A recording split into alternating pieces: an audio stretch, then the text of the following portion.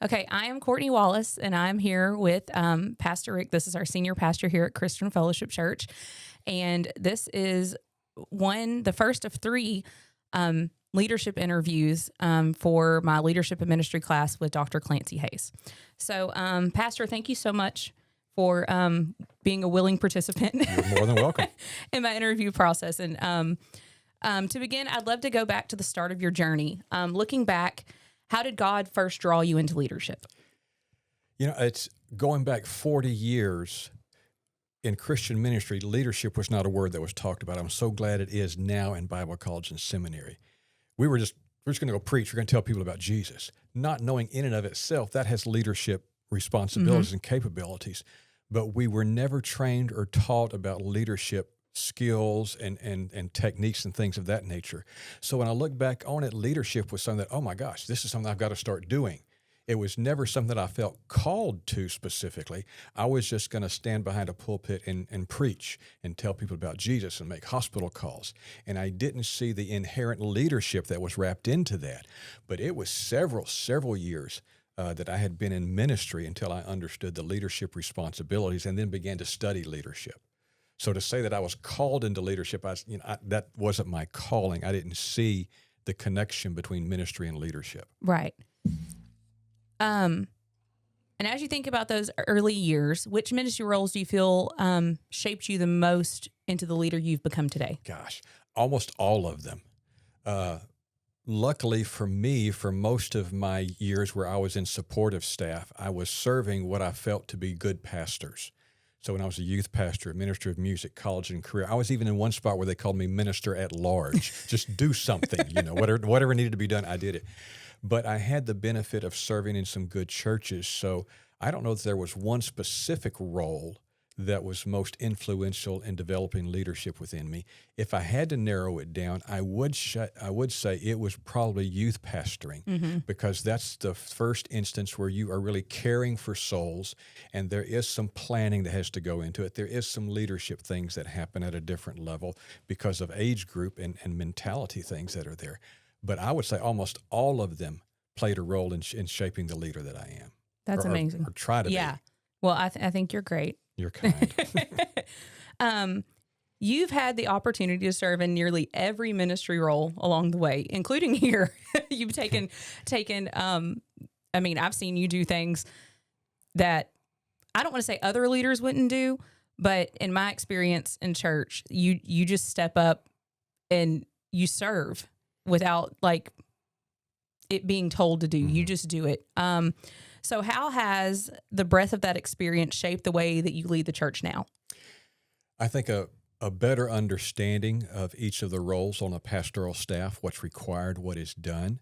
And some people don't grasp that. Some people in the congregation, well, they just go play games with the kids on Wednesday. Well, you pick a few songs and you sing on Sunday, and they don't see the spiritual heavy lifting that goes on behind the scenes of that, and the actual ministry that goes by, and how it all has to fit together. So I think one of the blessings that I've had, and of course, as you well know, I mean, we have job descriptions here, but one of the things we are told, and one thing I try to get across, is we never say, that's not my job. Right. If there's a table that needs to be moved, we move the table. If I'm not around, I know somebody on staff is going to make the hospital call. So we don't say that's not my job. So I think from that perspective, understanding we are servant leaders, and I know that phrase sometimes gets overused, but I think just understanding that we are here to minister to people and that we are shepherds, and that's what we do. Yeah. How does that influence the way that you cast vision, but you also care for your staff and volunteers on a day-to-day level? Top of the level for me is I don't micromanage. At least I try not to. Yeah, you don't. I know I try to hire people who are capable and turn that responsibility and that authority over to them, because I know when I was serving in support roles, there were times where we need to do this and you ought to do that. I said, man, doggone it, I think I know this, and then I'm getting my feet wet in this. So sometimes it would be a little bit offensive if somebody who never stepped back there in a youth service, was never in a praise band rehearsal, would start, or we need to do this, do that. So I guess the first thing I would say in leadership, and I know it's another question, and we'll talk about this more because I've kind of looked over some of these questions, but It's hiring good people and then letting them do their job. That's good. One thing that often comes up in leadership conversations is the difference between leading and managing, which is like what we were talking about. In your experience, what really distinguishes a leader from a manager in ministry? Very simply, a leader will pull the trigger. It's time to do this. It's time we got to take this. We got to go ahead and we got to change this. We got to do this. A manager just kind of watches over and things will go. I think the thing that I have learned the most in leadership, and it follows up to another matter of fact, the very next question, we're going to go ahead and flow into that, is that knowing what season your church is in. Just as there are physical seasons in a church has spiritual seasons. There's times when it's rainy. There's times when it's dry. There's times when it's cold. There's times when it's time for new things to be birthed. And I think just knowing when that season is and knowing when to pull the trigger for that, knowing when to hold back, knowing when you know what, this is a good time for the church to be introduced to new things. You're seeing it. Yeah. All right, this is a good Sunday for a new song. Right. We've kind of done this for several weeks. This is the perfect season. This is the perfect sermon that's coming up. This is a song. I got to introduce that. So I think it's just having a feel, and that may not be a good word either, knowing the congregation, knowing the people, and this is the right thing to do at the right time. I think that separates management from leadership. I agree. Like having a hands-on relationship with your congregation really helps us to determine where we need to go. So I agree. And I would even back up to that. It's knowing your community as well. As you well know, right now in Beaumont, Texas, we've had this string of violent shootings of teens, 18, 19 shooting one, including some bullets that went through a middle school wall from a park. Just right down the road. So I think it's knowing your community as well and knowing when is the right time to step out and pull together other pastors in the area, other community leaders. I think that's the difference between management and leadership, is knowing when to step out, when to pull the trigger. This is the right time to do this. A lot of people have a vision, but when you set a date to it, that vision becomes a goal. Right. And now you have moved from management into leadership. Okay, well, we've got a vision for a new playground. All right, when do we want to have it? Yeah, when are we doing it? You got to set money. You got to decide. All right, we're going to raise money for it. We're going to do this for it. When are we going to do something like that? That's what separates management. A lot of people always have a good idea, but being able to put a date to it, a plan to it, this is the first step. That's what separates management from leadership. That's good. Yeah, because being a doer and not just somebody that thinks of it. I know leadership over time comes with challenges that leave a lasting impact. What is one leadership challenge that has stayed with you the longest? And is he in the room with us? He's behind the camera, just joking to dig at another one. Our associate pastor. But honestly, I will take that, but I'll put the other side of the coin. I think the greatest challenge is hiring and firing. Yeah. And basically, the way our church is set up, our constitution and bylaws, the church votes me in, the church can vote me out, but I serve at the will and pleasure of the board. And the only hill I've told the board I will climb up and fight and die on is I hire, I fire. There are no personnel committees. Pastoral staff answer to me and me only, basically. So in that sense, the greatest challenge is the process for hiring. And we're at a point now when we talk about the seasons of our church where we have grown. I think that you are the prime example of this, is that we're now at a point in time in the history and season of our church where we're hiring from within. Yeah. God has raised up a children's pastor from our congregation that has been with us when he was a child when we started 24 years ago. God has raised up in our midst our youth pastor that we've hired from within. God raised you up to be our worship pastor, media pastor. So this is the greatest challenge for me because the pastoral staff can make things go or not go. Right.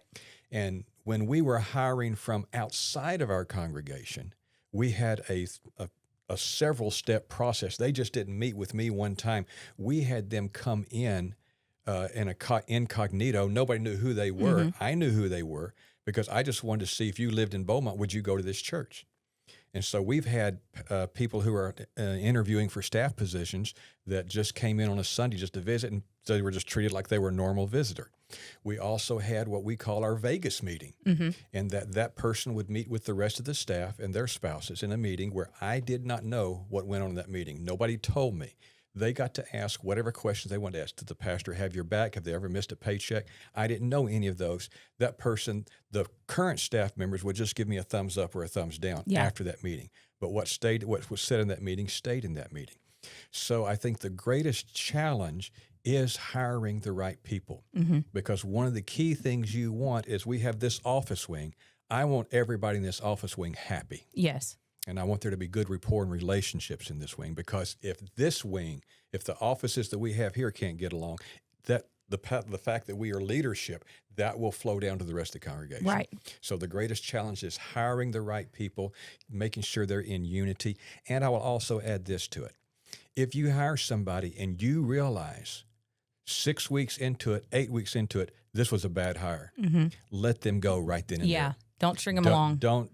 Because even if they're not a good fit, even if they're not good at their job, being in a ministry, they're still going to make heart contacts with people. Right. It's the very nature of the ministry. They're going to be there when somebody needs them, and they're going to make a good rapport with them. So the longer you go with that, the more people are going to be attached to them. So the removal of that person is going to hurt more. Yeah. So take your time to hire, and if you're going to fire, do it quick. Okay. Yeah. Yeah. I mean, it's true, because I mean, it kind of goes in the same vein of like relationships. You always, you don't want to string somebody along. And it's the same thing when people make relationships with people in the congregation. It's hard to see people leave, even people that just move away, and it's not in a ministry. It's so hard because we genuinely love people. And so it's hard, like you said, even if they're not the right fit for the job, you release them to maybe they can be the right fit for another church. It's better for them in the long run. Yeah. It's better for the church in the short run and the long run. Yeah. And in seasons where difficult or even unpopular decisions have to be made, how did you navigate those moments? Oh, goodness. Everybody loves the pastor until they don't. Yeah. Okay? And that's just the reality of some things, that when you come into this, and this is the kind of the term I use with staff on occasion. You've heard me say this, and it's not always the right term. And matter of fact, I always try to preface it by saying this is not the right term. Right. But when you're in this business that we are in, that God has called us to, one of the things you can't do is wear your feelings or your emotions on your sleeves. Right. You just have to grow beyond that and respond to that in the proper way when it comes. The other thing I'll say right behind the fact that everybody loves the pastor until they don't, the issue is hardly ever the issue. Right. When somebody comes in and says, and here's the other part of that. Most people in churches today, when they leave a church, they never come and talk to the pastor. No, they don't. They just ghost. Yep. And that is covenantally inappropriate. When you have joined a church, when you have connected yourself with that body, if there's a problem, it needs to be addressed. I may not know of the problem until you come and share it with me. Right. So I think part of that is just being able to head it off before it happens. Teach your congregation. You've been in our new members, and one of the things I say, what do we expect of a new member? One of the things is, if you hear somebody saying bad things about the church, I expect you to grab them by the hand and say, let's go talk to Pastor Rick. Not in a condemning way. We need to address it. Well, not only that, it's biblical to go speak to that person. And so training, I think, your congregation and teaching those things helps eliminate, to navigate through these seasons. But I think the difficult, when you make an unpopular decision, is you have to be set in your mind, I know people are not going to like this, but this is the right thing. Right. And I would also say you get good counsel before you make that decision. The way we have it set up here, I have an elder board. And a lot of the decisions I make, I bounce off them. And matter of fact, they have helped me correct some things and change some things and adjust some things from what I thought was going to originally do with that. But to navigate those seasons, you have to be prepared in your mind that what I've done, I've gone through all the steps. I've prayed through this. I have sought advice and counsel from the Word and from the elders, so that when you do stand in front of that person or the congregation and say, I know some people are not going to like this, but this is what we have to do. Yeah. And I think you have to be able to put your head on the pillow at night saying, I did the right thing. Right. Yeah. On the other side of those challenges, there are moments that make it all worth it. What has been one of the greatest joys of leadership throughout your ministry? I will go back to what I mentioned earlier because you're one of the greatest joys. Well, thank you. And our children's pastor, Trenton, Yes. and Danielle, our youth pastor. I think one of the greatest joys is that we have been able to develop the church to the point where we have discipled, we have done all these things, and now we're pulling our pastoral staff, our leadership, our spiritual leadership out from our numbers. We're not having to go ask for resumes. We're not going around the country looking. We're not having to have that Vegas meeting and all that. We know people because we've already seen their heart.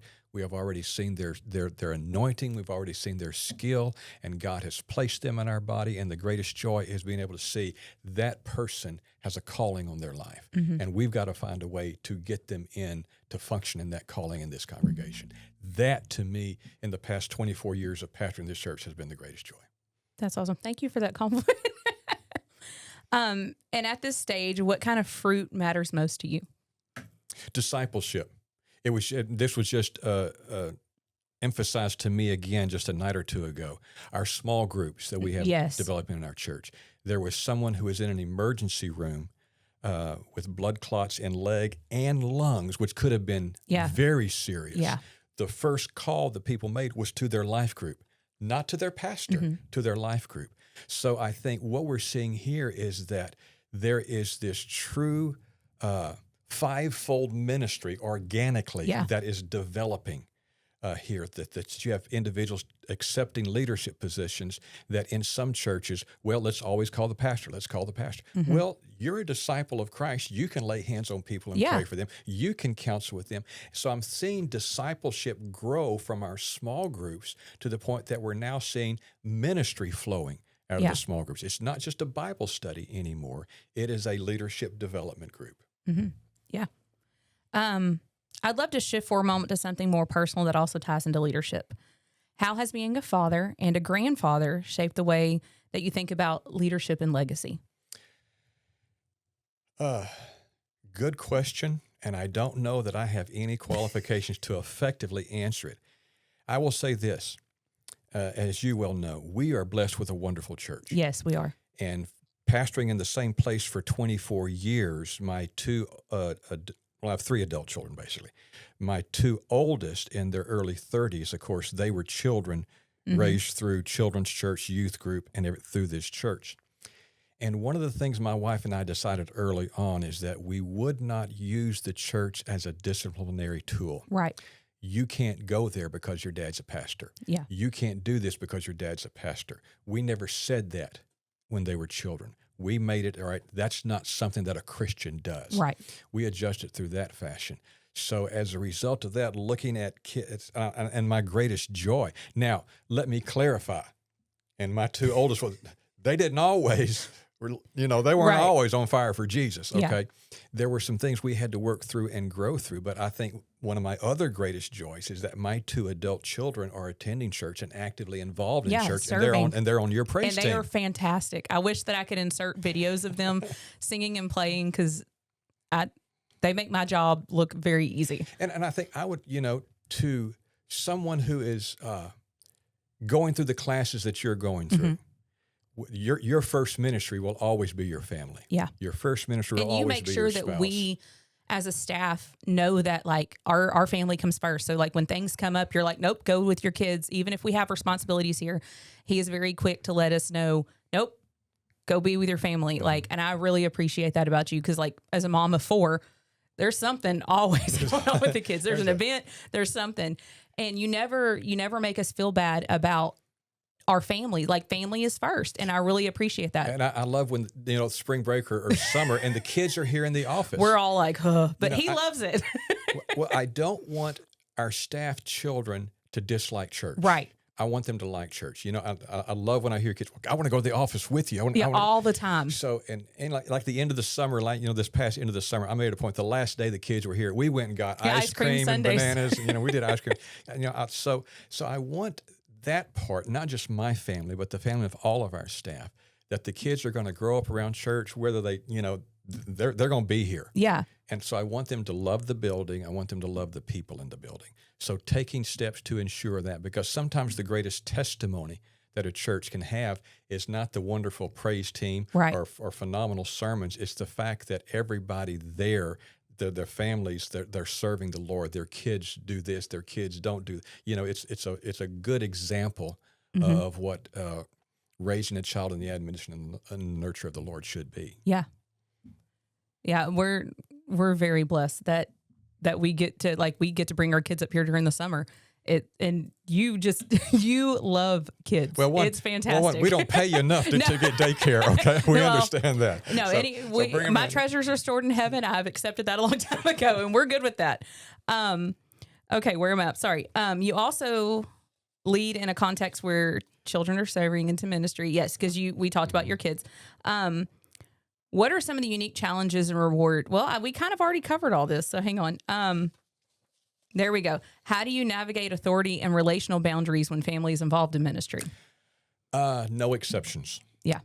There's a confidentiality here but there have been times I have taken my children off the platform. Yeah. You cannot be on the platform right now until this is resolved and this is taken care of. Yeah. You cannot make exceptions. I know some people say, well, Pastor, let's do. No, we don't do that. I'm trying to be very careful and selective with the words I'm saying. But there are some times that, I'll give you another, to kind of help you where I'm going with this. On Sunday mornings, I park in one of the farthest spots away from the door. Yeah. They're just, this is reserved for the pastor.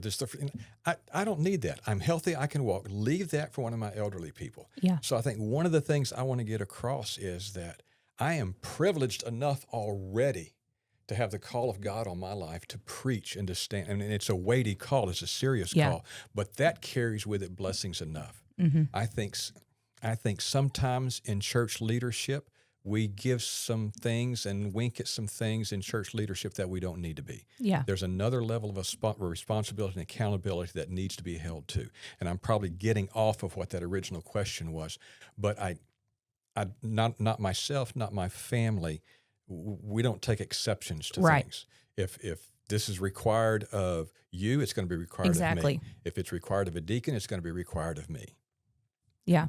Like that's one thing that I do with my girls is I don't hold other people's kids to I hold my kids to a higher standard because they're watching me in ministry and they're up here with me. So no, you're not going to do that because you need to be an example as well, but not in it's a forced responsibility on them. I just want them to know that we are to carry ourselves, like you talked about, you didn't tell your kids you couldn't do that because you're this, but you're held to a higher standard. And I want that also on my kids. And I think that as parents, we hold our kids to a high standard for the most part, but we're not going to allow them to do those things that they shouldn't be doing, but not because it would bring disgrace to the church or to us, but because it might, I don't know, grieve God.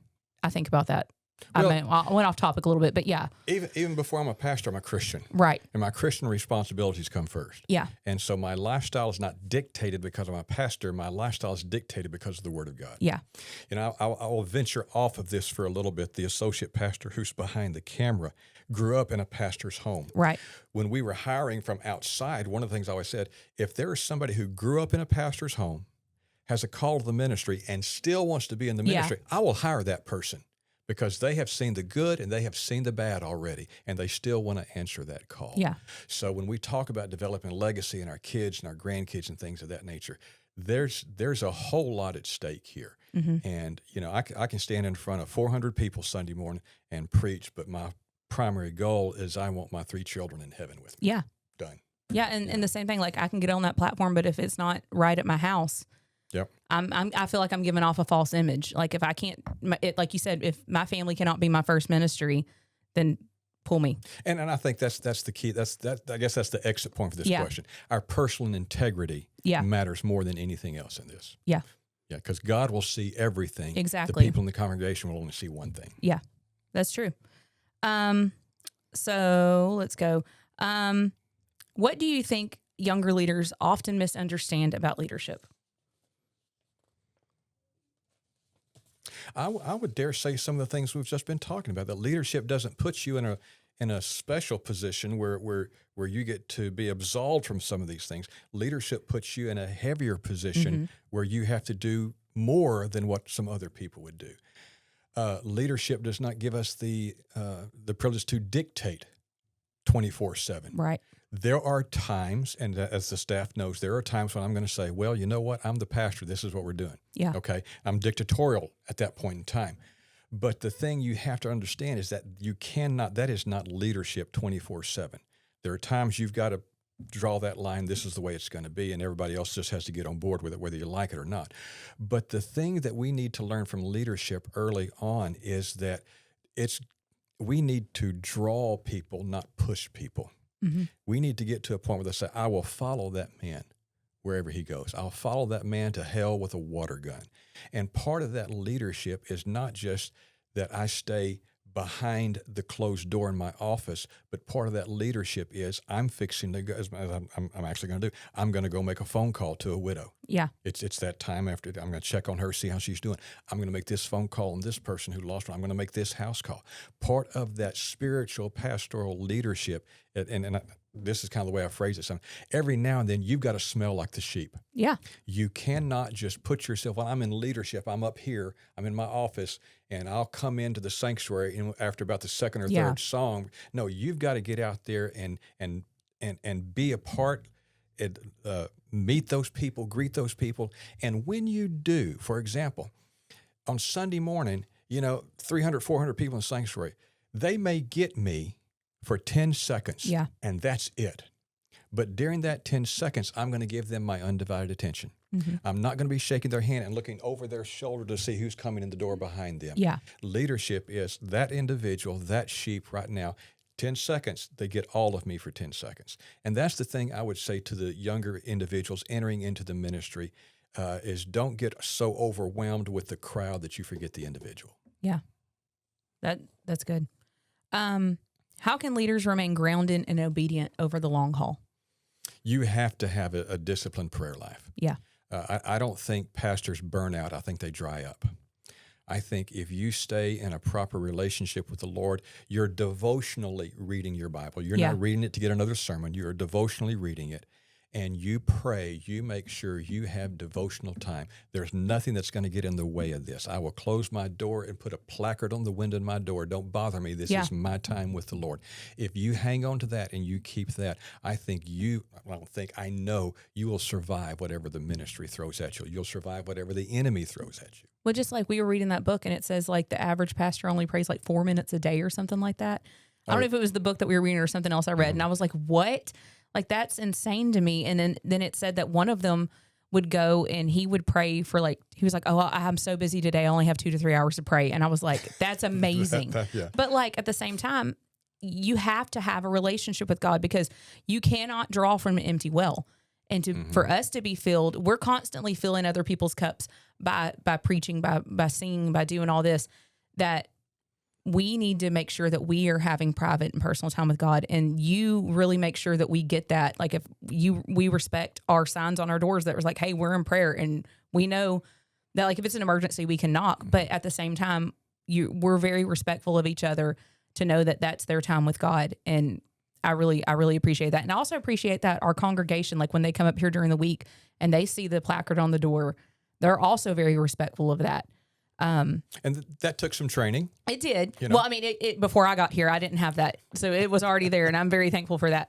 But just how our congregation respects that we are in prayer for them, and that we do pray. We pray for each other. We are in prayer a lot. And I can't imagine people that just pray for 4 minutes a day. Like, that's insane to me. You cannot have a relationship on 4 minutes. No. Like, I don't get it. But no. But anyway, Pastor, thank you so much for doing this and being willing to sit down for this interview for my class. I really appreciate it. You were just a wealth of knowledge, and I'm very fortunate to be under your leadership and under your guidance. And just thank you so very much. I'm the fortunate one. God bless you. Go Lions. Yes.